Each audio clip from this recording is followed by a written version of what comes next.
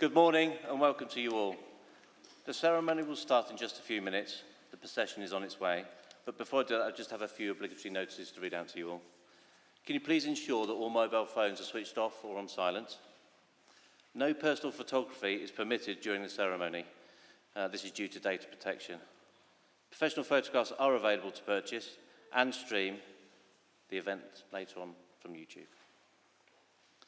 In the extremely unlikely event that we need to exit the church quickly, can you please remain seated? The wardens that you've seen, or the marshals that you've seen today, they will show you the quickest way out and they'll direct you out accordingly. When the ceremony is finished, the procession will leave the church. You will ask me to stand. The graduands will then follow on the procession and guests after that. Finally, to our graduands.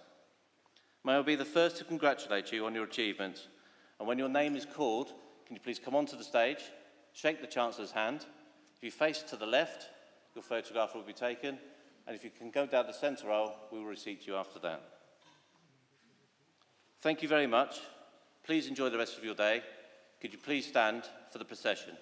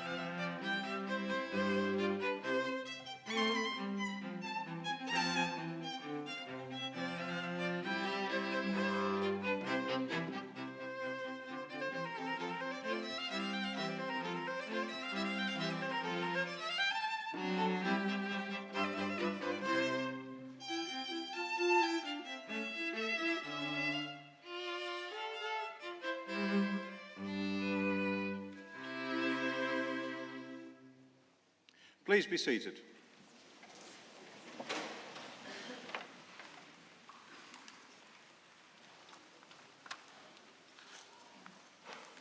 Good morning. My name is Mary Archer and I have the honour to be the Chancellor of the University. And in that capacity, it's my pleasure to welcome you, the graduands, and you, their family, friends and supporters, to this graduation ceremony. Attaining a degree from the University of Buckingham is something of which you will always be proud.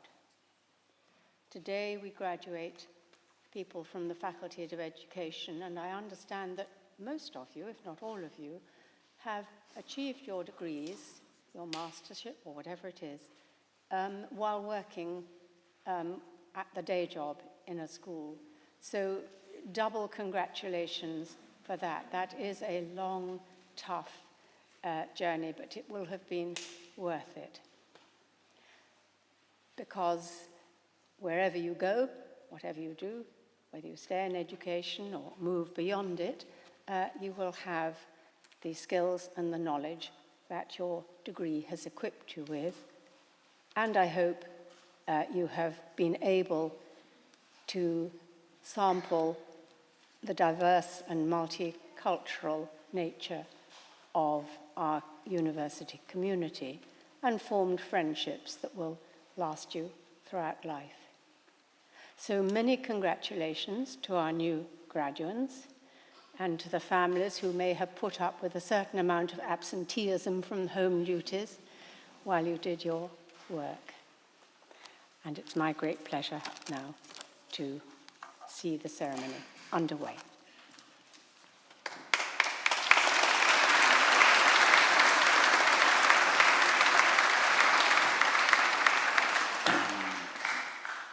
Chancellor Dame Mary, distinguished VIP guest Professor John McIntosh, Dev Dillon, Kuldip Dillon, Cynthia Tooley, I welcome you this morning, distinguished graduates, members of faculty, ladies and gentlemen.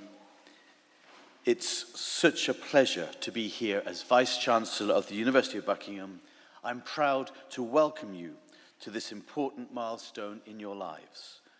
Today marks the culmination of years of hard work and dedication and is a testament to your commitment to learning and growth. And it's particularly special for me to be welcoming you this morning as members of the education faculty. Education has been my discipline over the years, and before I became Vice-Chancellor, I was Professor of Education in other universities. So it's a real thrill for me to be here with you graduating in education. Now, we graduated the other day students from computing and artificial intelligence. And artificial intelligence is very much in the news at the moment. You recall an open letter signed this week by Elon Musk and others, which highlighted the real risk to society of AI development. In fact, in yesterday's Daily Telegraph, a columnist was comparing the development of AI to the invention of the nuclear bomb.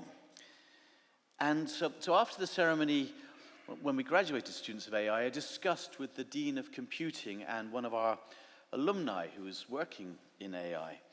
And they challenged me, why don't you have your speech written by GPT? Of course, I refused, being a somewhat traditional fellow. But nonetheless, I settled on the idea, I'll insert 3 paragraphs from a speech developed by GPT. And the challenge for you is, can you spot the 3 paragraphs that I've included? After the ceremony, we go down to the marquee and mingle there. So please come and see me and say, yes, I know which ones were the GPT and which were just mere JNT, Tooley's speeches. If nothing else, it ensures you concentrate on my speech this morning. So today you arrive as graduands and you leave as graduates of the University of Buckingham. And it's particularly memorable to me that you're graduating in 2023, the 40th anniversary of our Royal Charter, which was gained in 1983. So that made us a university proper.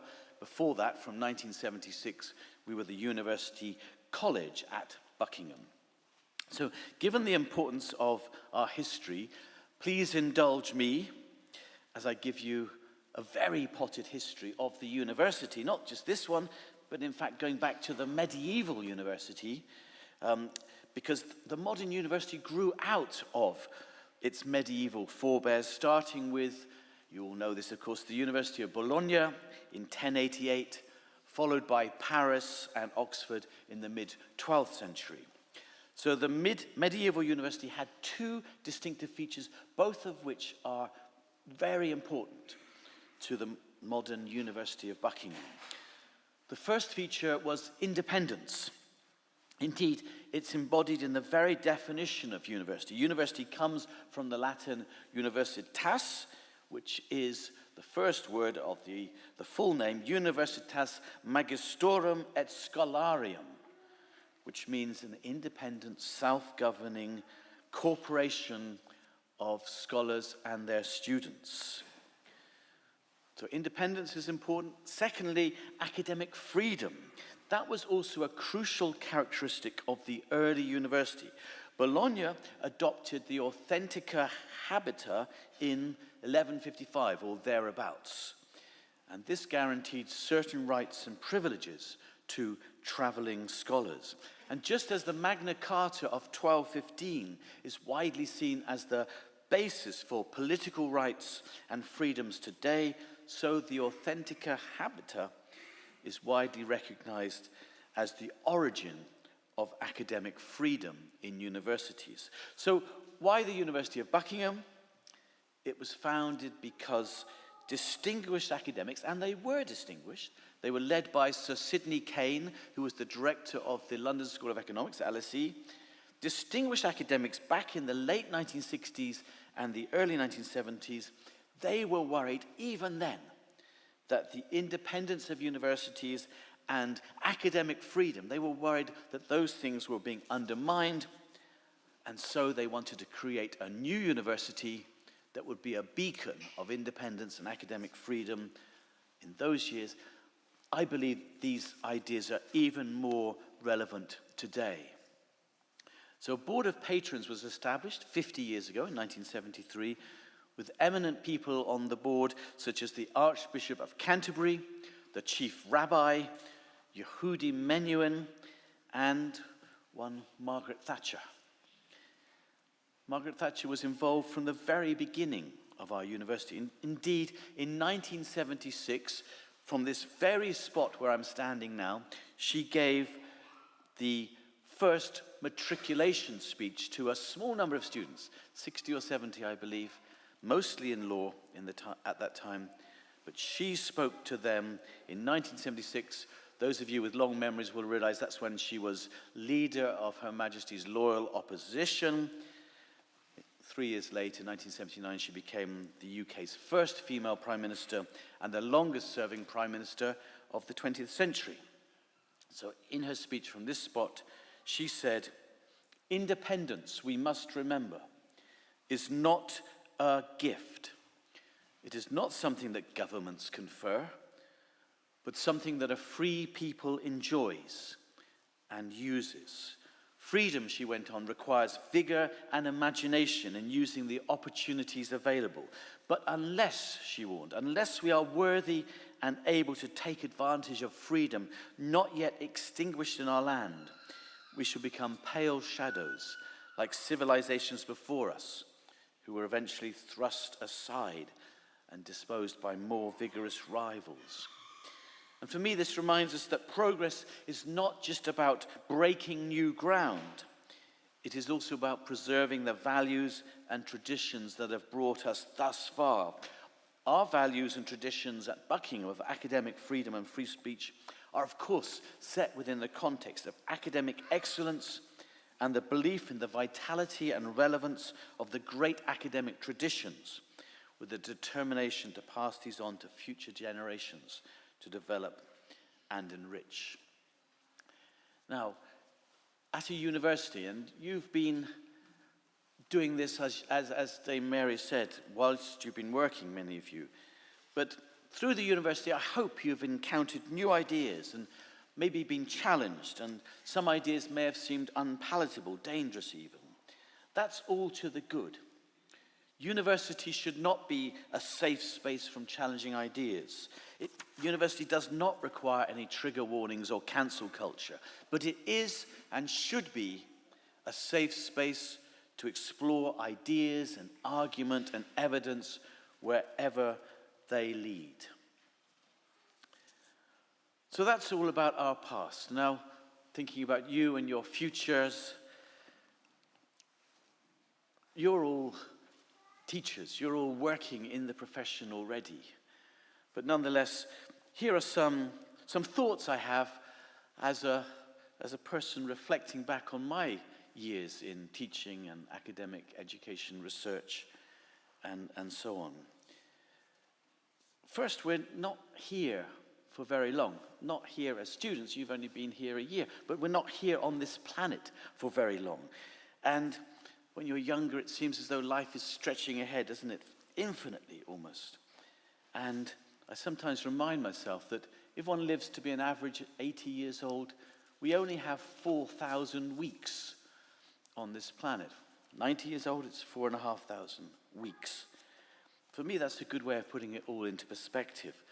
And Robert Baden-Powell, the founder of the Scouts and Guides movements, which he founded in 1907 and has over 43 million members in 216 countries. He said, looking back over his own life, the great thing that strikes you on looking back is how very brief is the span of life on this earth. For Baden-Powell, the conclusion was clear.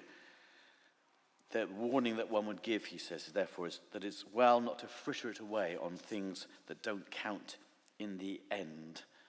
I think that's really, really good advice. But second, he went on to say that actually being happy shouldn't be one of your goals, but it should be one of the outcomes, your achievements, being happy, particularly with family and friends. Happiness, Baden-Powell said, is open to all, since when you boil it down, it merely consists of contentment with what you've got and doing what you can for other people and caring for family and friends.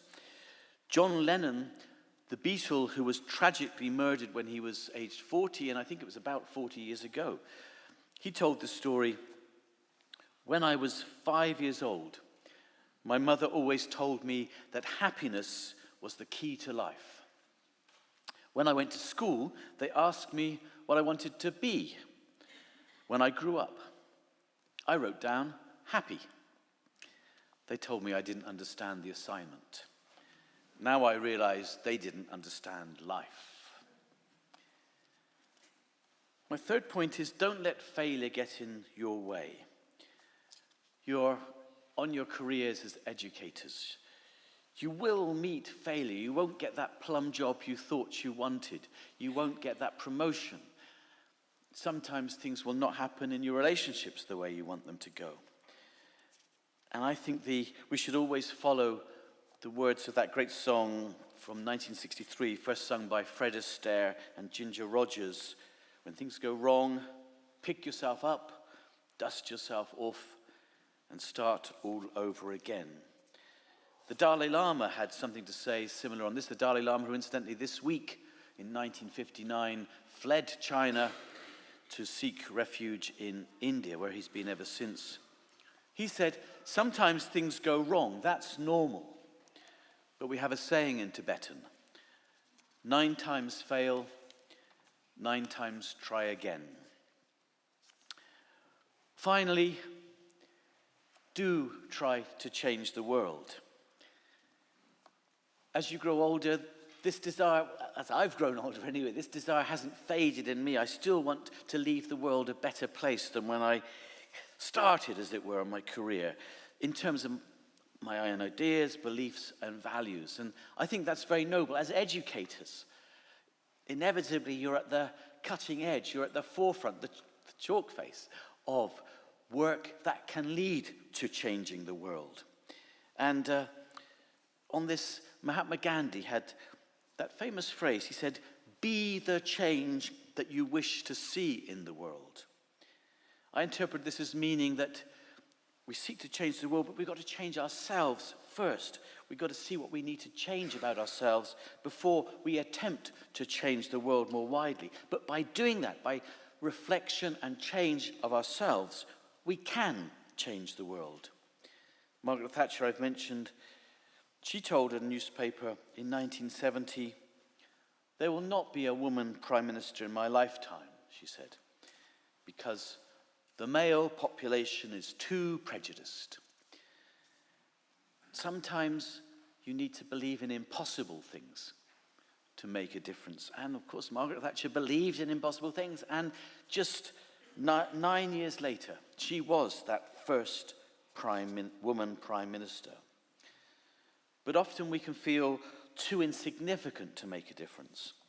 And the Dalai Lama had something to say about that too. He said, if you think you're too small to make a difference, try sleeping with a mosquito in the room.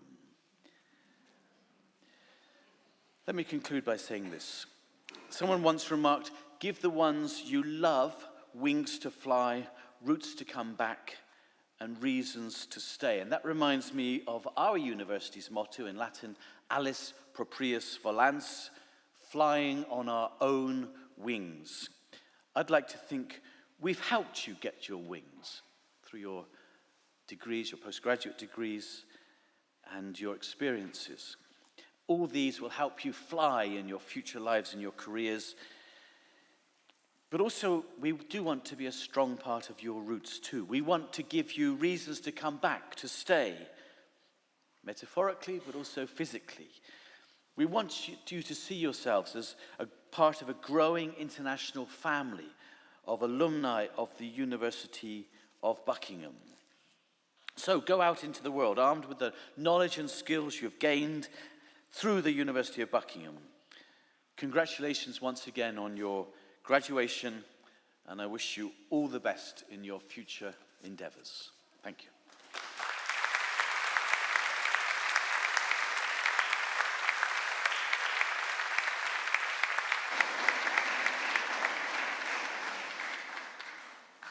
Chancellor, Mr. Graham Jones, University Orator, will now present Mr. Carl Yin for the degree of Doctor of the University, honoris causa.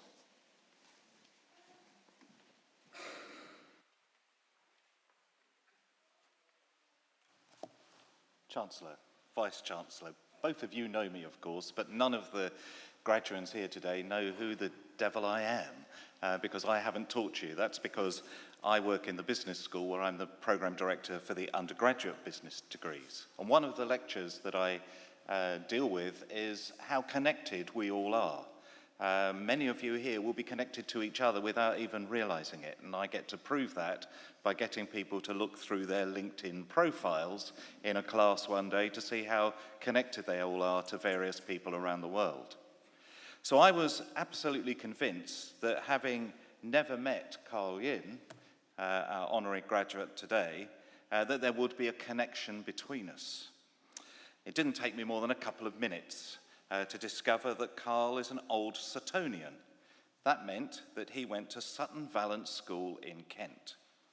Well, here's a bit of a connection, and it's not an April Fool joke. It is a bit of a connection because I'm an old Williamsonian. That's because I was a pupil at Sir Joseph Williamson's Mathematical School in Rochester in Kent, just a few miles from where Carl was at school.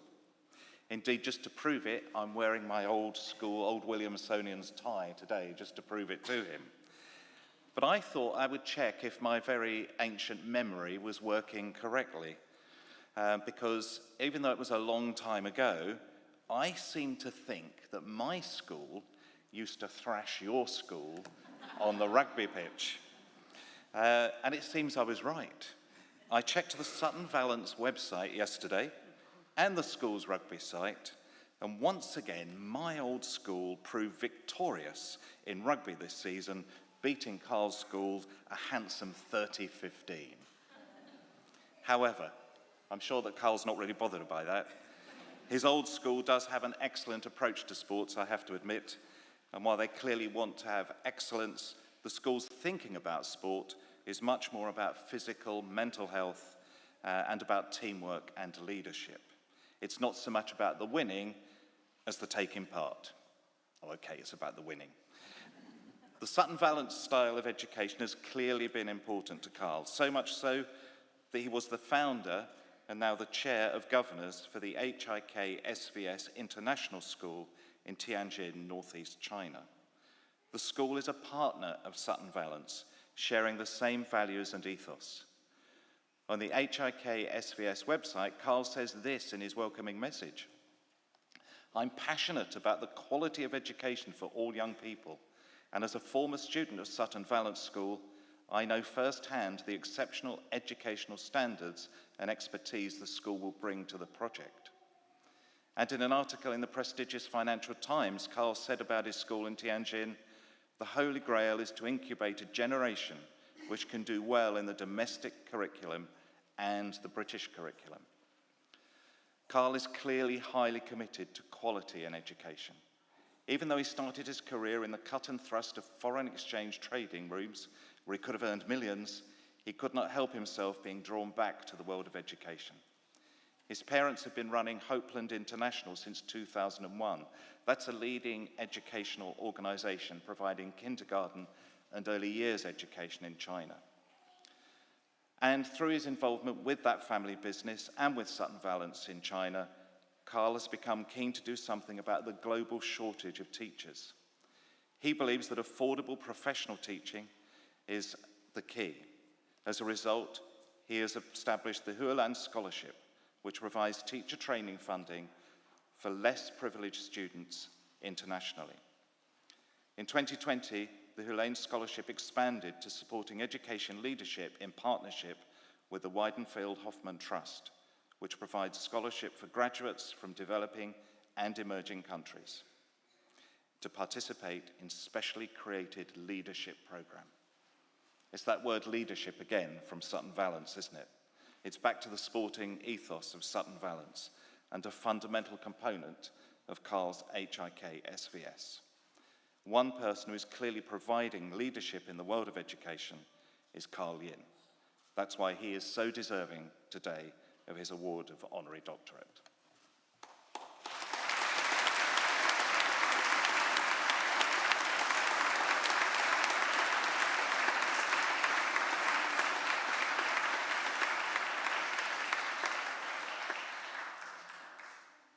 By the authority of the University, I confer upon you the degree of Doctor of the University, Honoris Causa. Many congratulations.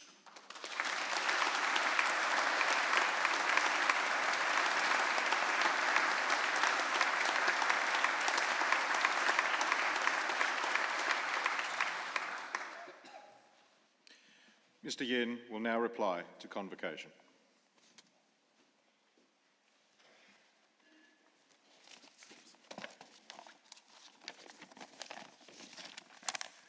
Chancellor, Vice-Chancellor, thank you very much. And ladies and gentlemen, dear graduates, parents, it's very good to see you here. And I would like to first congratulate you on your graduation day. I am very honored and privileged to be here today and to receive the honorary degree. Okay. When you first started, I'm sure you remember on your induction day, Barnaby told you how rewarding a life in teaching can be. A profession that can have a major impact on others' lives. Today, as we graduate, it is important to be reminded that again. Unfortunately, I cannot tell you, and I cannot share my experience in teaching because I was never a teacher, and I have never taught in classrooms, but I have involved in a very different way. Given that I only had a few minutes, so I tried to share not too much, but only one topic, my grand vision and smaller things. So I started my career in the financial sector, as just been told. I started as an FX trader, and then later on I have founded my own company in a very early age of my life. But I found the most fortunate thing is that I realized that the financial sector wasn't for me. I was very passionate, but I got bored very quickly because it wasn't challenging enough. in the way I wanted to be. So I left the financial sector and started to work for my family's business, which operates many private schools and nurseries in China.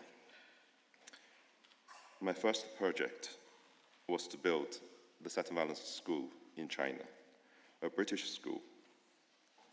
And I had to build it from ground up. It was challenging, but I got it done after a few years. But the most blessing thing that happened in the process was I found my passion.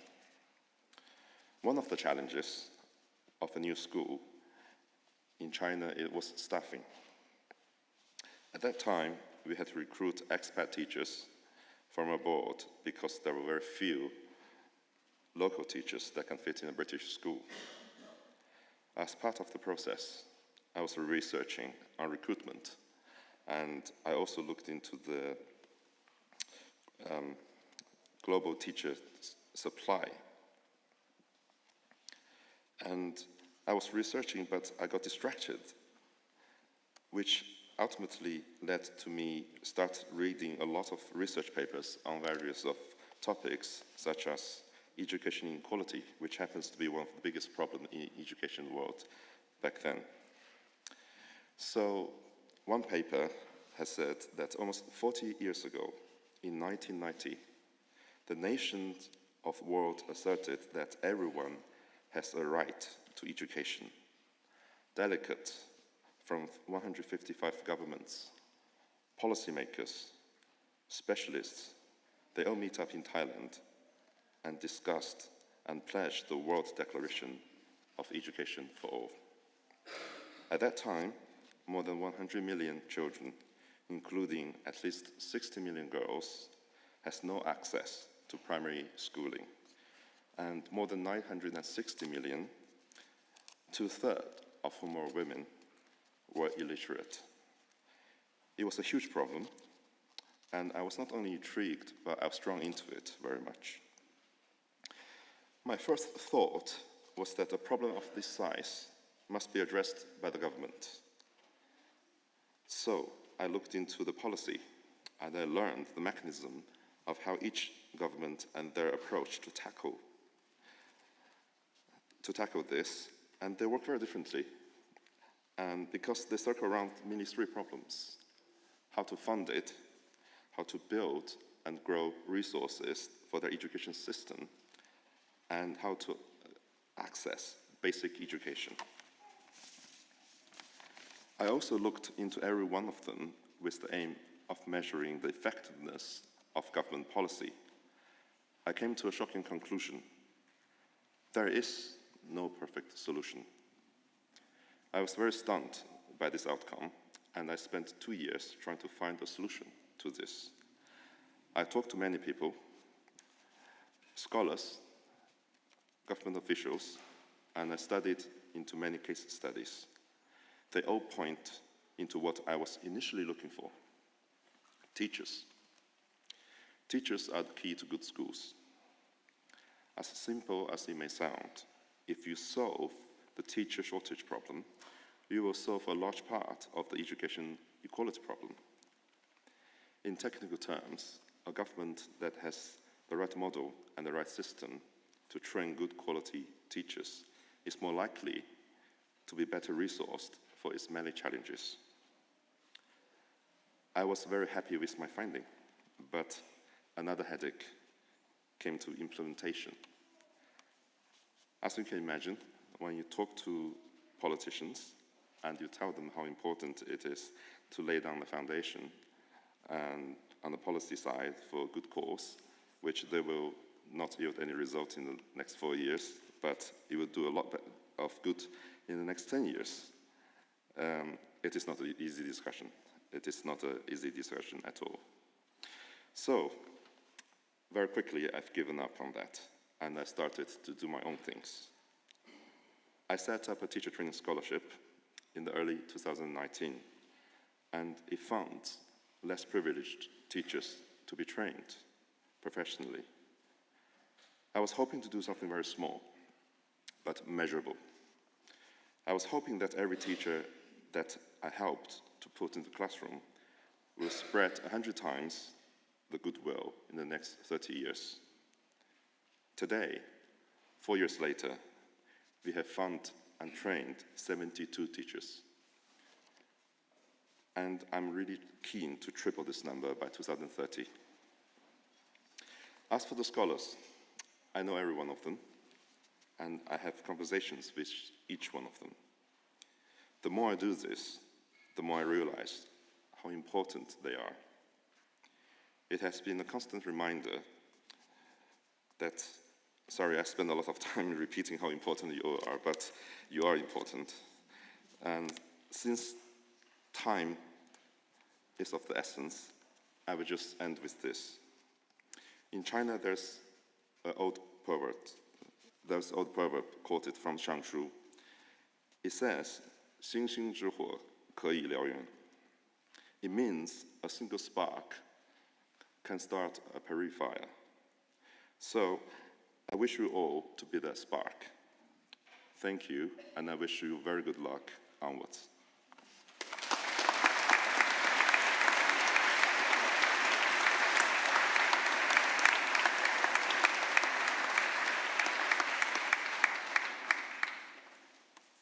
Chancellor, I call upon Professor Barnaby Lennon, Dean of the Faculty of Education, to present candidates for awards of the University of Buckingham in education. Good morning, everybody. I was a teacher for 40 years, and I still am. I'm still in touch with my friends from school and university, and although some of them have made more money than I have, I'm so pleased that after I left university, I decided to be a teacher. And I hope those of you who are teachers here have that feeling too. The joy of being able to stay close to a subject that I loved. The discovery that I could, over many years, develop my understanding of my subject while taking on new responsibilities as the years ticked by. I have never, ever found teaching boring, and often found it riveting. Not enough people can say that about their jobs. The fun of working alongside like-minded colleagues, the everyday drama of school life, the terrible things some pupils do, the wonderful things some pupils do. The fact that few jobs have the capacity to make so much difference to the lives of people. The other day I was invited for coffee with an army general who claimed that I taught him in 1980. He meant little to me, I'm afraid, except for the fact that the coffee was a reminder to all us teachers that in some small way that had significance to him, I had said or done something which he still remembered and which had a helpful impact on his life. And in 30 years' time, most of your pupils will remember you. Many will be grateful, especially for pressing on during those dimly remembered days of the virus. Recently, I went to a drinks party in London. It was more of a business than a social drinks party. I didn't really know anyone there until I saw in a dark corner a tall, gangling chap that I remembered I had taught about 43 years ago. And I knew him as Rees-Mogg Minor. You will know him as Jacob Rees-Mogg. Anyway, he caught my eye and came loping over and shocked me slightly by saying, "Hello, Barney." No one ever calls me Barney. You mean Mr. Lennon? Or even Professor Lennon would be good. But the next thing he said to me was of even greater interest. He said, "I remember when you taught me about graphs, independent and dependent variables, the XY axis." And I thought, blow me down. I probably did teach Rees-Mogg about drawing graphs when he was 13. He'd only just joined the school. But again, it was a very long time, 4 decades ago. So when people say, oh, there's no point in teaching knowledge in schools because we all forget everything that we learn in school, I say that's complete bunkum, because he was someone who could remember literally 5 minutes of one lesson that I had taught him 4 decades ago. No one told me that that would happen when I was doing teacher training. So you are the key workers. We teachers, we may not be immensely wealthy, but we are in other ways so rich and so clever for having chosen a profession which leads to a life brimming with interest and full of moral purpose. So, Chancellor, I present to you the graduates in education, starting with the degree of Doctor of Education by professional record, Vivian Horsfield.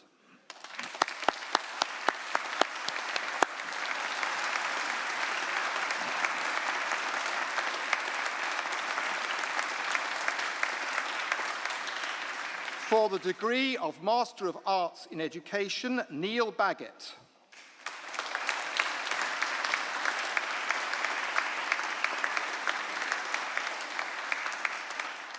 Kelly Campbell.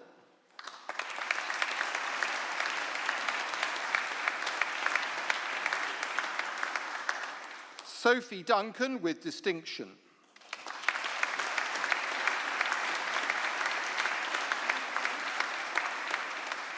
Laura Griffiths.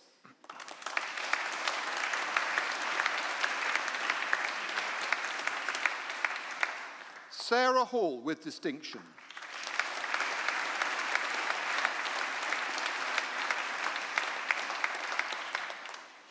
Alan Eduardo Hutatu Arce.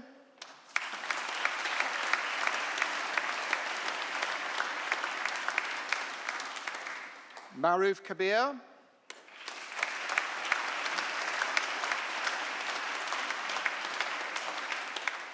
Alison Millard.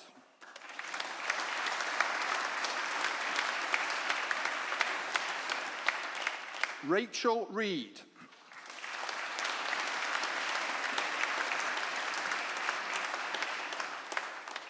Nirujan Shanmugavadivel.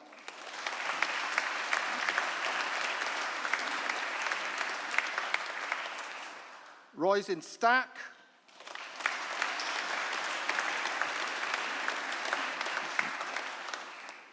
Lorraine Watson.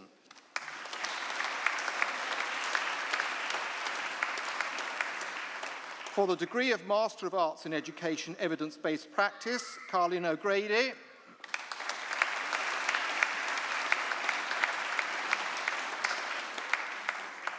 Dakota Wilkinson.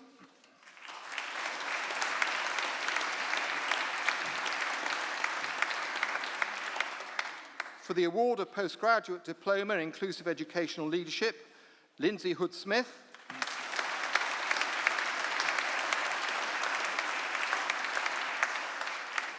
For the degree of Master of Arts in Residential Education, Sian Evans.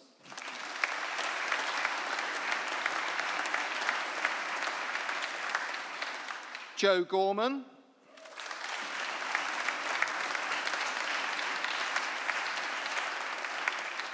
Matthew Schuler with distinction.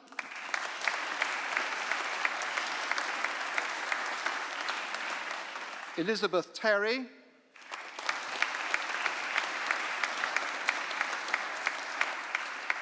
Lindsay Joy White.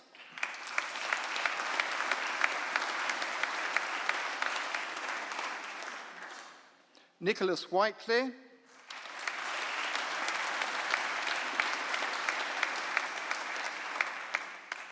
For the award of Postgraduate Certificate in Education, Rebecca Austin.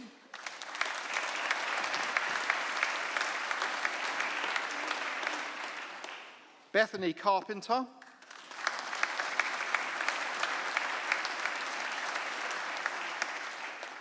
Melissa Cornfield with distinction.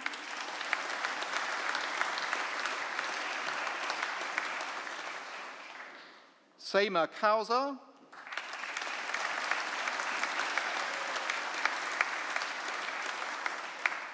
Isabel Mitchell with distinction.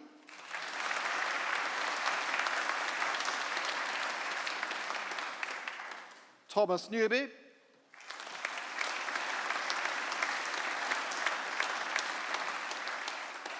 Siska van Rensburg with distinction.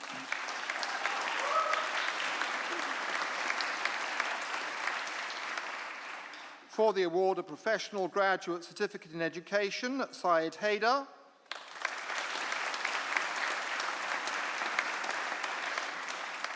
For the award of Postgraduate Certificate in Education with Qualified Teacher Status, Alison Batista.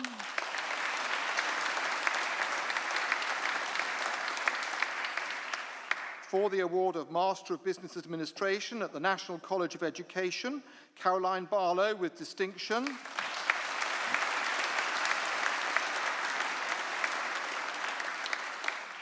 Lisa Bird with distinction.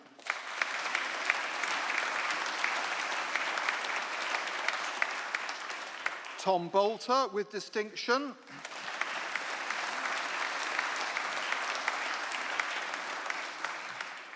Yvonne Brown with distinction.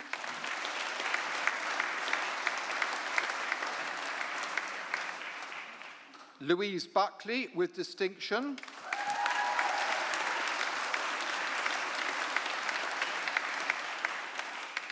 Rebecca Clayton.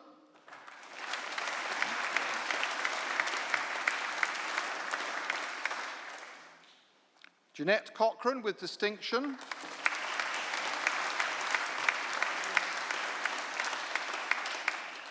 Lindsay Evans with distinction.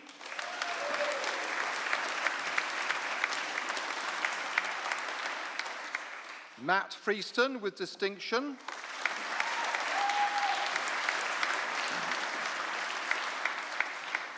David Thomas Hatchett with distinction.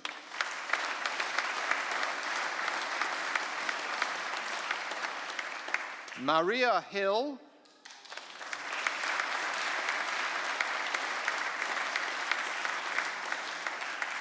Darren Holmes with distinction.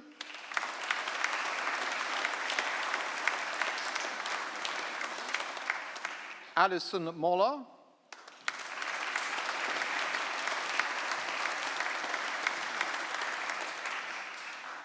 Sharon Mullins with distinction.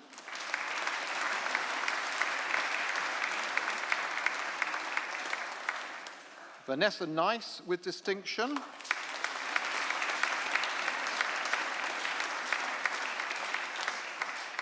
Tim O'Neill with distinction.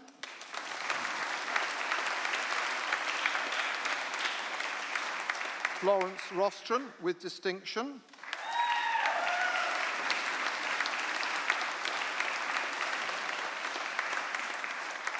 Paula Shaw.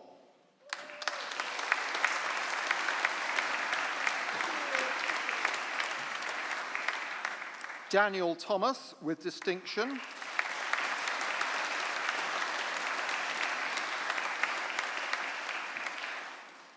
Cheryl Wayman with distinction.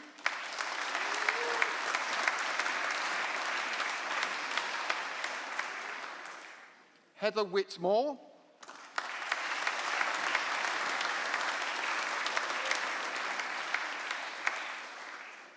For the degree of Master of Education, School-Based Leadership and Management, Jacqueline Benjamin.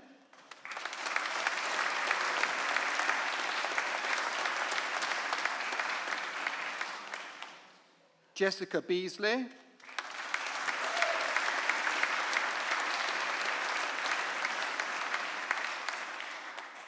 Sally Bolkover with distinction.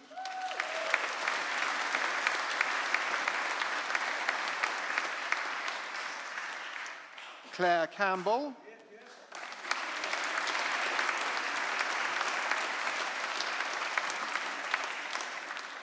Matthew Carroll.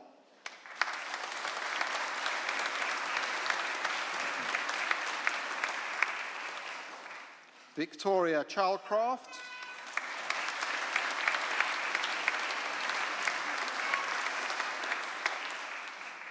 Gillian Chamberlain.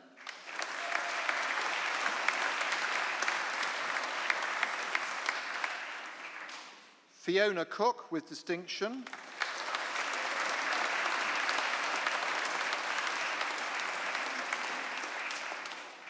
Emily Davis.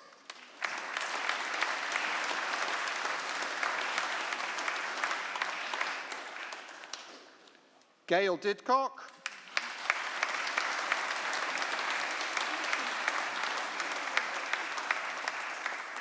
Jonathan Firth with distinction.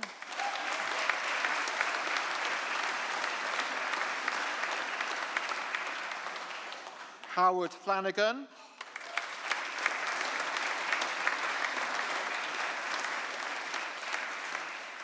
Marie Fucha.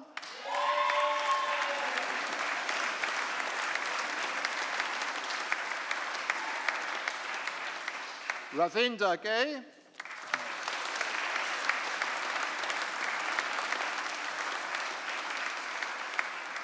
Emma Galco.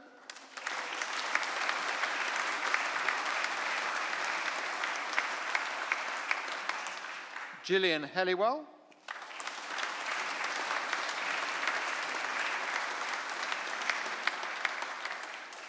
Francis Hill.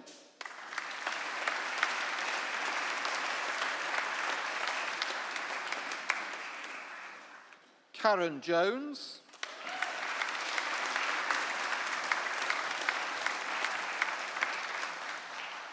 Soraya July with distinction.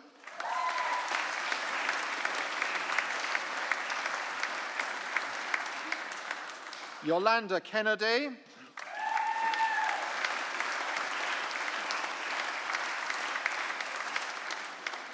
Richard Lightfoot.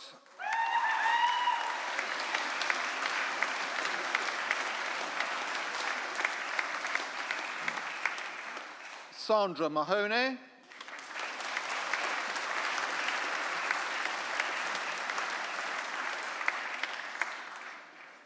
Andrew Martin.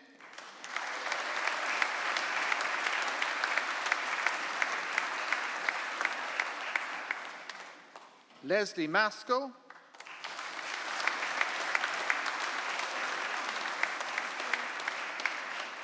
Persharan Matharu.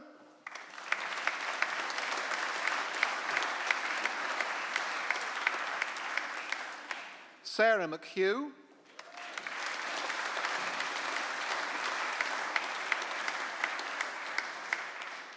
Catherine Mortimer.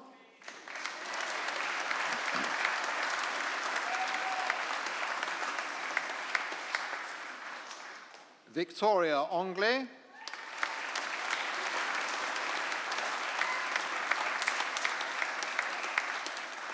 Ravinder Bagura.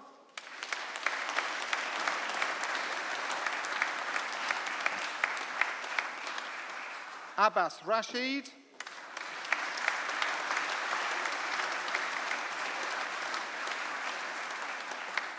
Samantha Raw.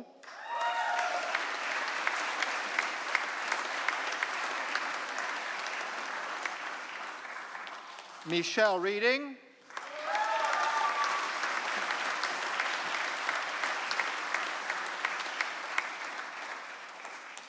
Alison Spence with distinction.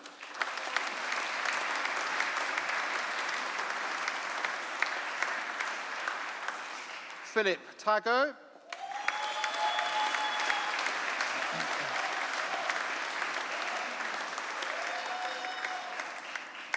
Karen Venner.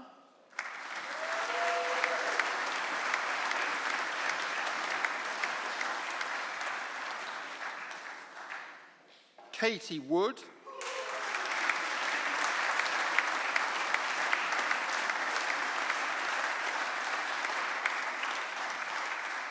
Leanne Yost.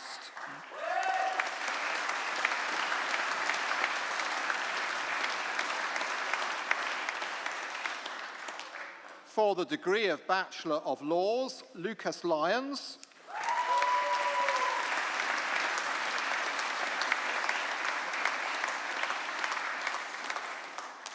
Chancellor, that concludes the presentation.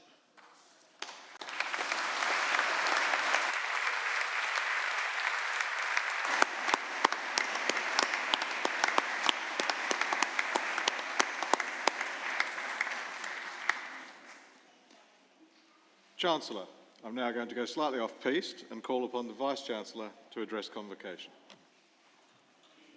It's not in the script. Stay still.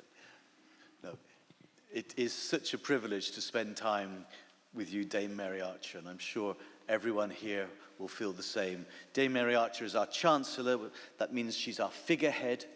She contributes her time and energy to the university, obviously completely pro bono, but she is dedicated to the university. She's an eminent scientist in her own right, chair of the Science Museum, and we at the University of Buckingham are just so privileged to have spent time with you over the last few days, sharing. I think have you shaken nearly 1,000 hands? I shook hands with nearly 1,000 students, really enjoying your happiness, enjoying your joy, and sharing all this time with us. So I would just like to say, here's a very small token, Dame Mary, but thank you so much.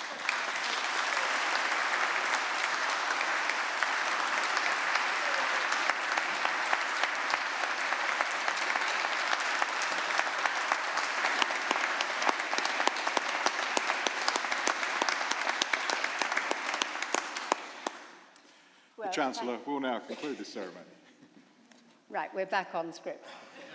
Thank you so very much, Vice-Chancellor. It is an enormous privilege and honour to be Chancellor of this unique university. And speaking as somebody who had the privilege of knowing Margaret Thatcher personally, it is an enormous personal honour to inhabit the very gown she wore on this very spot. As the Registrar has said, this ceremony is now drawing towards its close, but not before I again congratulate our new graduates on their achievements. We've heard from the Vice-Chancellor and from Mr. Yim how important teaching is, and I don't need to labour the point. But on top of all the good things I think that being a teacher does, and speaking as a former teacher myself of chemistry, it teaches you your own subject. It deepens your own understanding of your subject, and what a pleasure that is. So I hope that your new qualifications from the university will equip you even better for your roles in life.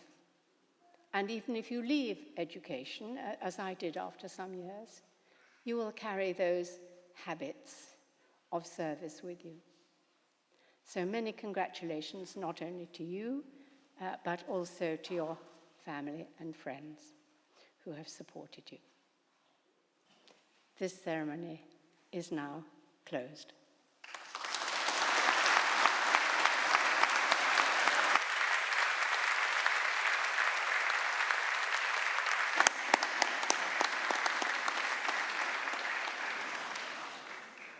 Please be upstanding.